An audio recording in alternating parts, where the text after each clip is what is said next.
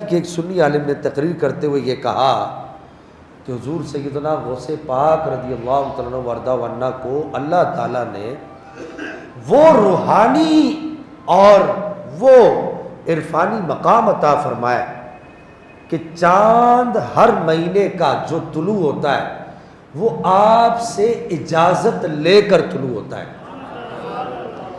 یہ ایک عالم نے بیان کیا اور پھر اس پر الامان والحفیظ وہ طوفان بدتمیزی اٹھایا گیا کہ یہ کہا گیا کہ یہ دیکھو جی یہ شرک ہو گیا اور یہ بریلویوں نے ایک نئی شریعت گھڑ لی ہے اور نئے مسائل گھڑ لیے ہیں، یہ کیسی باتیں کر رہے ہیں. تو بھائی یہ غوث پاک رضی اللہ تعالیٰ وارضہ عنہ کا اپنا قول ہے.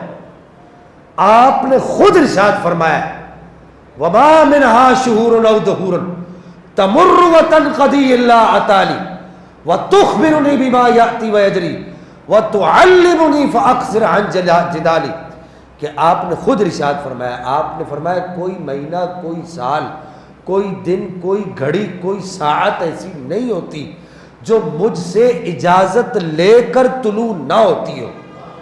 اللہ جل مجد الکریم نے مجھے یہ مقام عطا فرمایا. بولا جی یہ کہاں سے ثابت ہے؟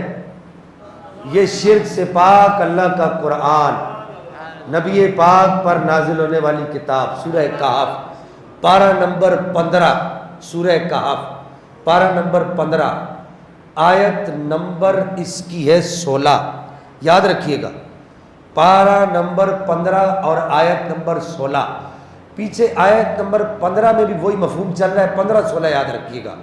اور آیت نمبر 16 میں اس مسئلے کو حل کیا گیا ہے کہ اللہ جل مجد الکریم ارشاد فرماتا ہے کہ وہ اصحاب کہف حضرت عیسیٰ علیہ السلام کے امتی جب اللہ کی یاد میں مست الست ہو گئے اور اللہ جل مجد الکریم کو راضی کرنے کے لیے اللہ جل مجد الکریم نے کہا وَإِذِ اعْتَزَلْتُمُوهُمْ وَمَا يَعْبُدُونَ إِلَّا اللَّهَ إِلَى الْكَافِ يَنْشُرْ لَكُمْ رَبُّكُمْ مِنْ رَحْمَتِهِ وَيُهَيِّئْ لَكُمْ مِنْ أَمْرِكُمْ مِرْفَقًا کہ اے عیسیٰ علیہ السلام کے امتیوں، اے غار والو، تم اللہ کی یاد میں مست الست ہونے کے لیے ایک غار میں چلے جاؤ اور وہاں جا کے رب کو یاد کرو. اللہ تمہارے لیے اپنی رحمت کے دروازے کھول دے گا. وَيُهَيِّئْ لَكُمْ مِنْ أَمْرِكُمْ مِرْفَقًا اور اللہ جل مجد الکریم ہر کام تمہاری مرضی کے مطابق کرنے لگ جائے گا. جب بولو سبحان اللہ. قرآن سن کے تم لوگوں کو وجد نہیں آتا؟ اللہ کی قرآن اللہ کی کتاب ہے.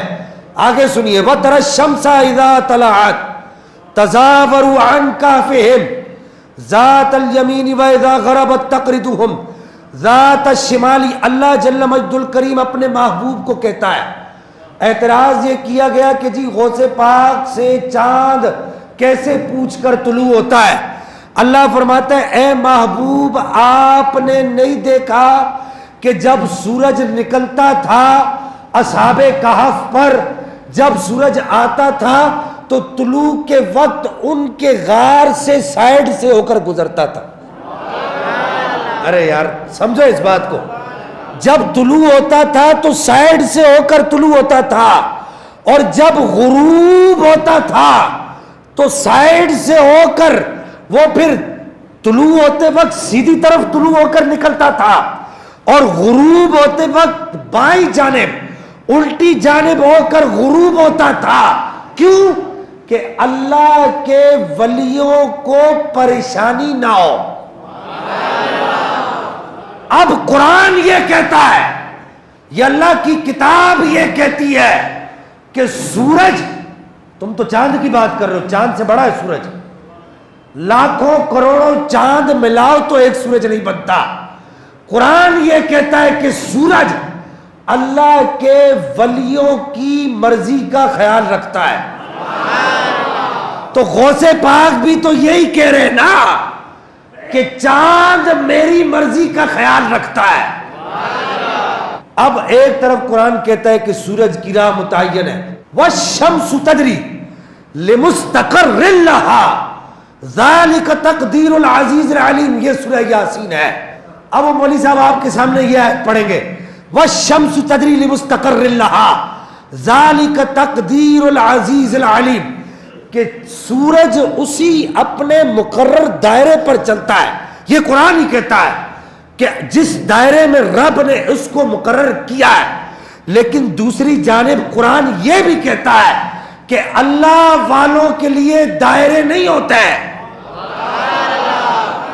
اللہ کے محبوبوں کے لیے پھر سورج کے دائرے جو رب نے خود مقرر کیا ہے. ایک طرف یہ کہا وَالشَّمْسُ تَجْرِي لِمُسْتَقَرٍّ لَهَا، سورج اپنے دائرے میں چلتا ہے.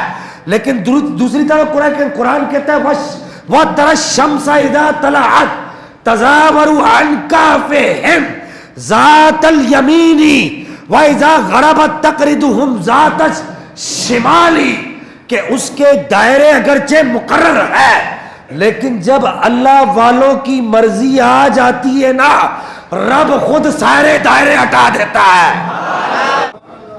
رک جاؤ.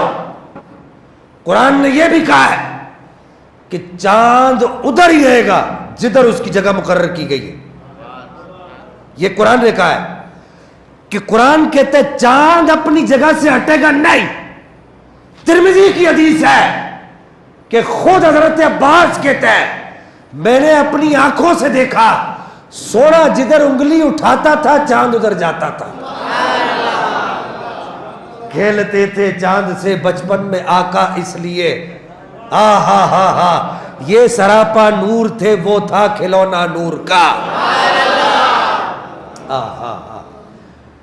تمہارے منہ سے جو نکلی وہ بات ہو کے رہی، جو دن کو کہہ دیا شب تو رات ہو کے رہی.